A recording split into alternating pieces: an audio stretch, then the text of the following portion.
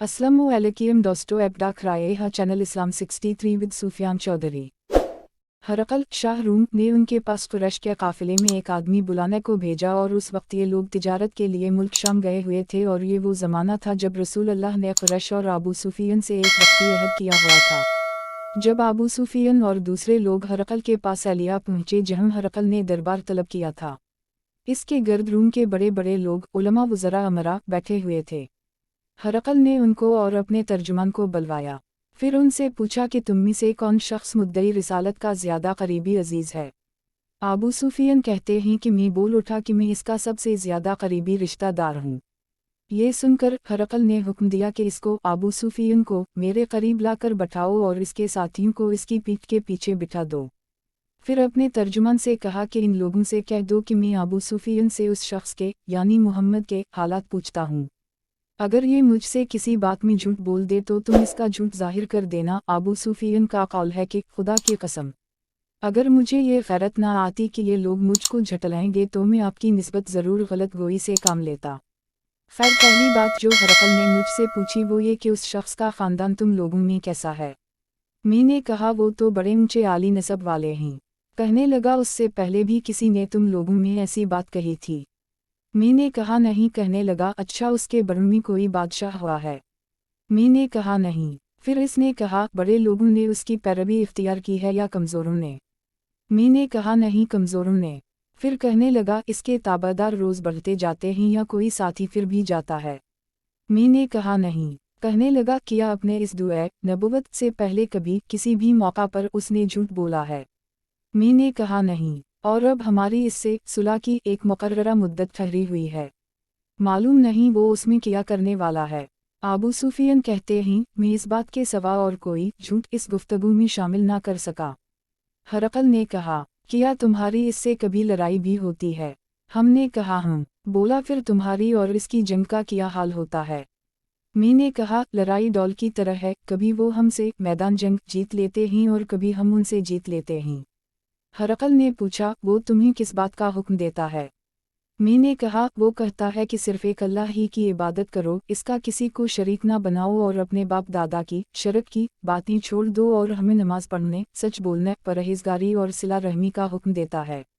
ये सब सुनकर फिर हरकल ने अपने तर्जुमान से कहा कि अबू सुफियन से कह दे कि मैंने तुमसे उसका नसब पूछा तो तुमने कहा कि वो हमें आली नसब है और पैगंबर अपनी कौम में आली नसब ही भेजा जाया करते हैं। मैंने तुमसे पूछा कि दवा नबुवत की ये बात तुम्हारे अंदर उससे पहले किसी और ने भी कही थी तो तुमने जवाब दिया कि नहीं। तब मैंने अपने दिल में कहा कि अगर ये बात उससे पहले किसी ने कही होती तो मैं समझता कि उस शख्स ने भी उसी बात की तकलीद की है जो पहले कही जा चुकी है। मैंने तुमसे पूछा कि इसके बरन में कोई बादशाह भी गुजरा है, तुमने कहा कि नहीं। तो मैंने दिल में कहा कि उनके बुजुर्गों में से कोई बादशाह हुआ होगा तो कह दूंगा कि वो शख्स इस बहाना अपने आबा व अजदाद की बादशाहत और उनका मुल्क दोबारा हासिल करना चाहता है। और मैंने तुमसे पूछा कि इस बात के कहने यानी पैगंबरी का दावा करने से पहले तुमने कभी इसको दरूग गोई का इल्ज़ाम लगाया है। तुमने कहा कि नहीं।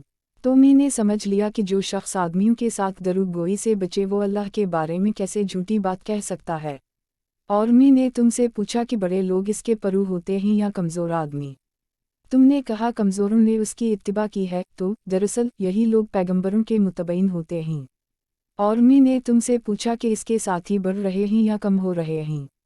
तुमने कहा कि वो बढ़ रहे हैं और ईमान की कैफियत यही होती है हत्ता कि वो कामिल हो जाता है। और मैंने तुमसे पूछा कि आया कोई शख्स इसके दीन से नाखुश होकर मुर्तद भी हो जाता है। तुमने कहा नहीं।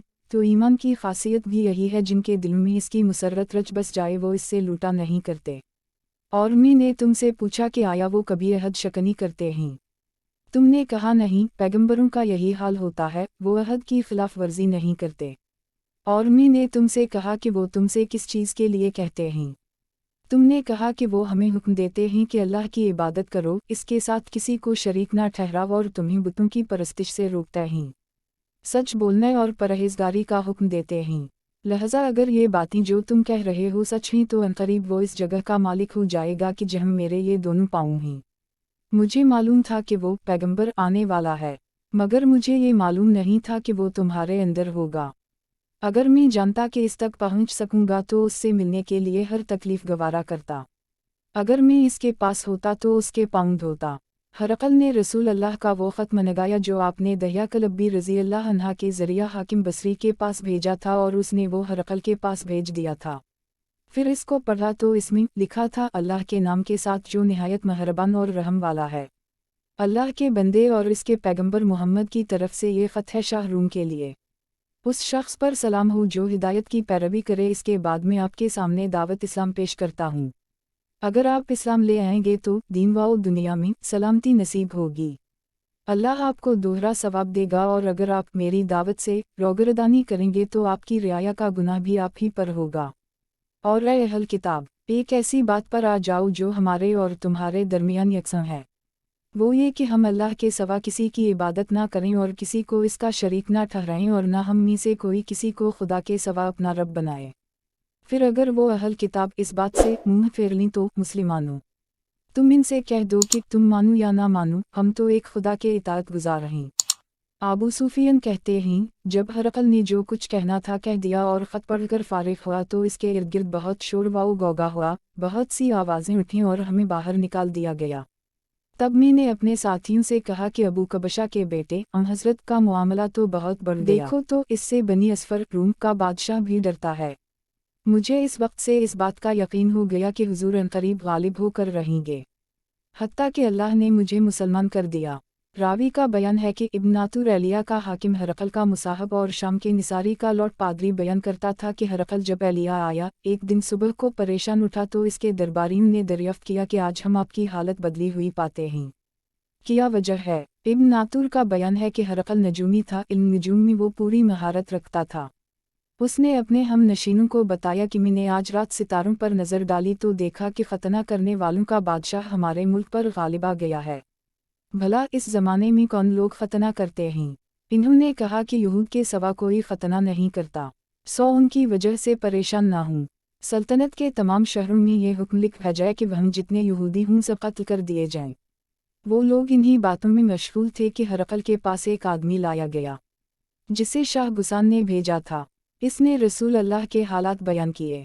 जब हरकल ने सारे हालात सुन लिए तो कहा कि जाकर देखो वो खतना किए हुए है या नहीं। इन्होंने उसे देखा तो बतलाया कि वो खतना किया हुआ है। हरकल ने जब इस शख्स से अरब के बारे में पूछा तो उसने बतलाया कि वो खतना करते हैं। तब हरकल ने कहा कि यही मुहम्मद इस उम्मत के बादशाह हैं जो पैदा हो चुके हैं। फिर इसने अपने एक दोस्त को रोमिया ख़त लिखा और वो भी इल्म नजूम में हरकल की तरह माहिर था। फिर वहाँ से हरकल हमस चला गया। अभी हमस से निकला नहीं था कि इसके दोस्त का ख़त इसके जवाब में आ गया। इसकी राय भी हुजूर के ज़ुहूर के बारे में हरकल के मुवाफ़िक़ थी कि मुहम्मद वाकई पैगंबर हैं। इसके बाद हरकल ने रूम के बड़े आदमियों को अपने हमस के महल में तलब किया और इसके हुक्म से महल के दरवाजे बंद कर लिए गए। फिर वो अपने ख़ास महल से बाहर आया और कहा, ए रूम वालों, क्या हिदायत और कामयाबी में कुछ हिस्सा तुम्हारे लिए भी है? अगर तुम अपनी सल्तनत की बका चाहते हो तो फिर इस नबी की बैत कर लो और मुसलमान हो जाओ। ये सुनना था कि फिर वो लोग वहशी गधों की तरह दरवाज़ों की तरफ दौड़े मगर इन्हीं बंद पाया। आखिर जब हरकल ने इस बात से उनकी ये नफ़रत देखी और उनके ईमान लाने से मायूस हो गया तो कहने लगा कि उन लोगों को मेरे पास लाओ। जब वो दोबारा आए तो उसने कहा, मैंने जो बात कही थी इससे तुम्हारी देनी पख्तगी की आजमाइश मकसूद थी, सो वो मैंने देख ली। तब ये बात सुनकर वो सब के सब इसके सामने सजदे में गिर पड़े और इससे खुश हो गए। बिलाखिर हरकल की आखिरी हालत यही रही। अबू अब्दुल्ला कहते हैं कि इस हदीस को सालेह बिन कीसान, यूनुस और मुअम्मर ने भी ज़हरी से रिवायत किया है। अगर वीडियो अच्छी लगी है तो चैनल इस्लाम 63 को सब्सक्राइब ज़रूर करें। शुक्रिया।